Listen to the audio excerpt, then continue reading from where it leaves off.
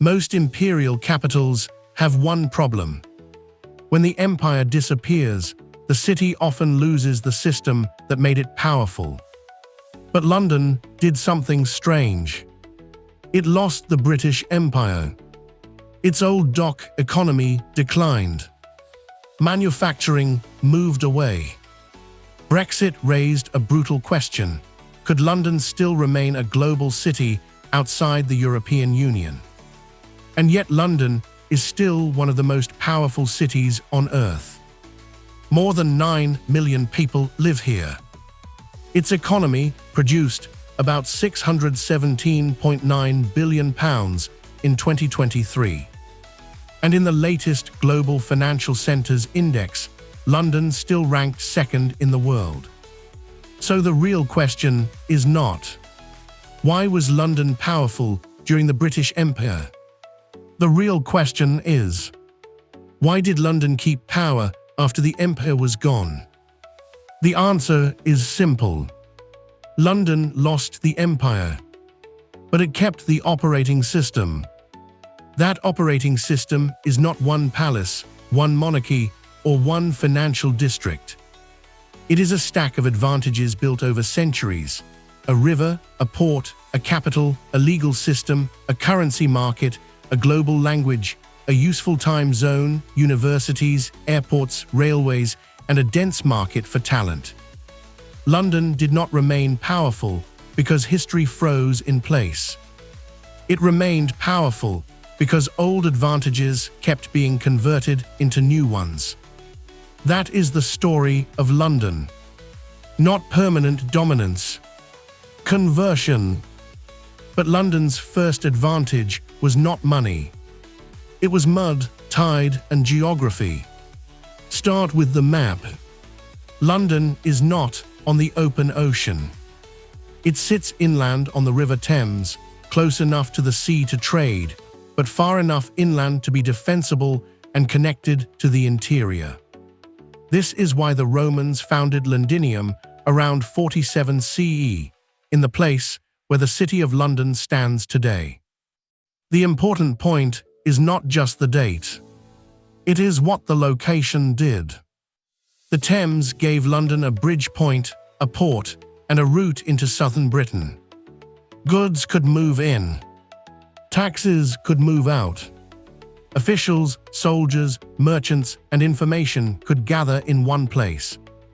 From the beginning, London was not only a settlement. It was a connector.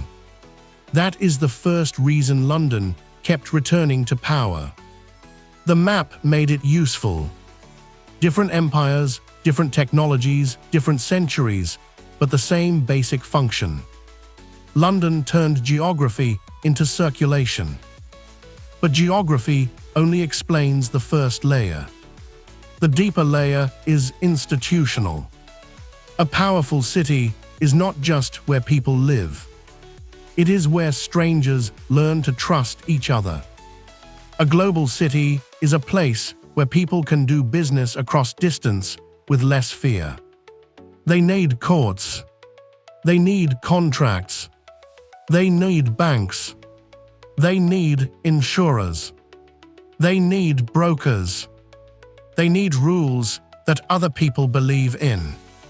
This is where London became different.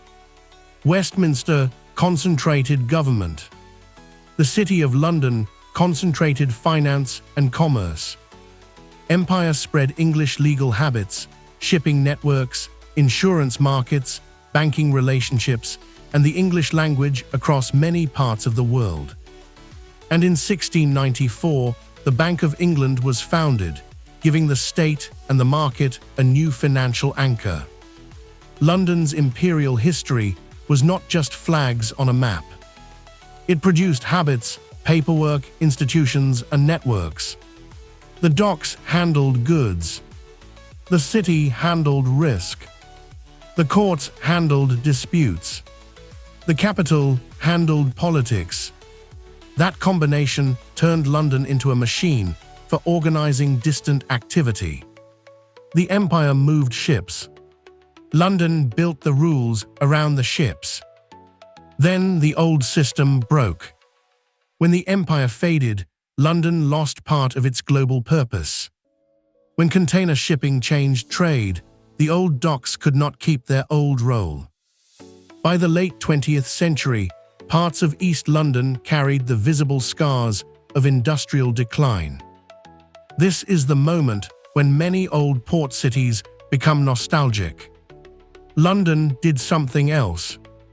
It reused the space and upgraded the function. The 1986 Big Bang deregulated London's financial markets, opened the exchange to foreign firms, and pushed trading into a faster, more global, screen-based era. The Docklands Light Railway opened in 1987, and Canary Wharf rose where the old dock economy had weakened.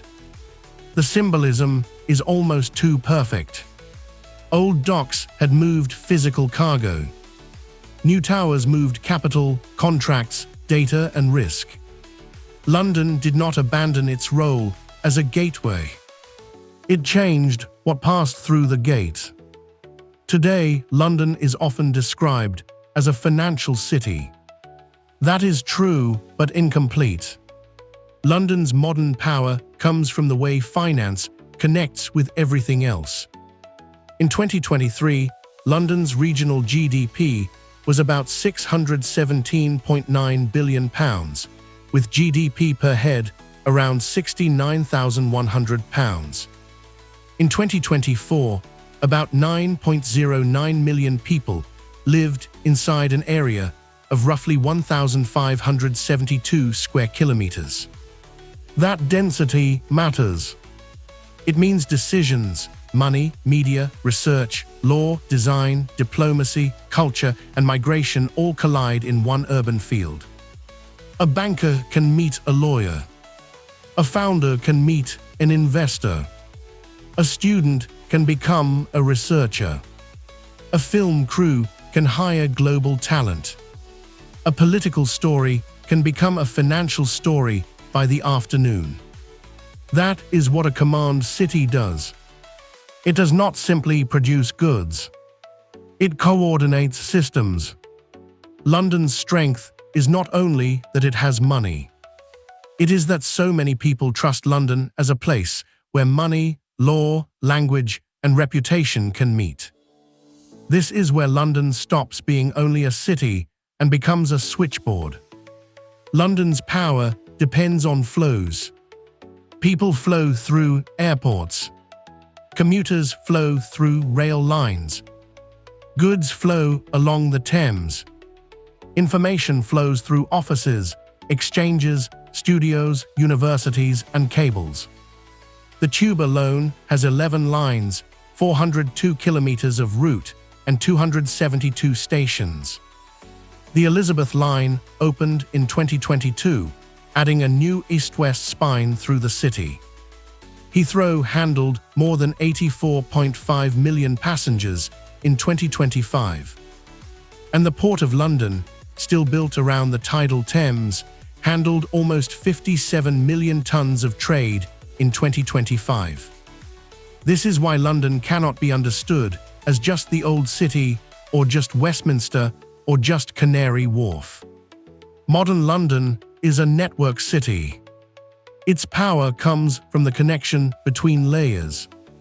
River, rail, airport, finance, law, language, talent, time zone.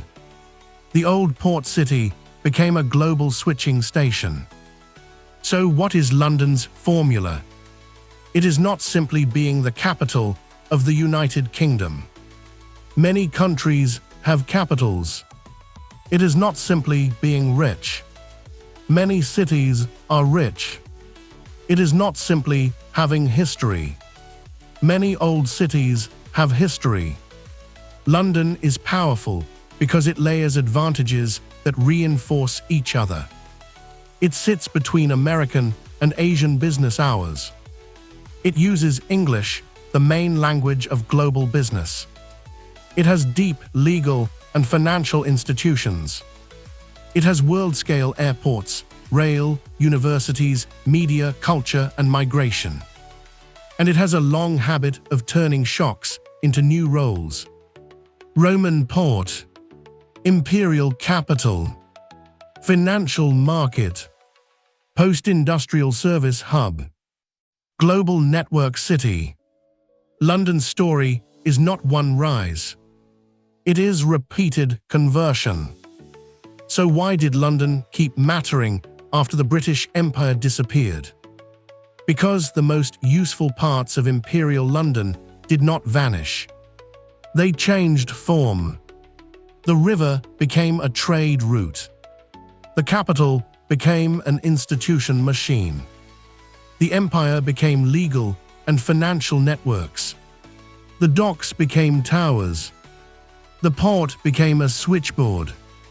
Law, finance, language, transport, time zone, and talent became an operating system. London lost the empire, but it kept the operating system.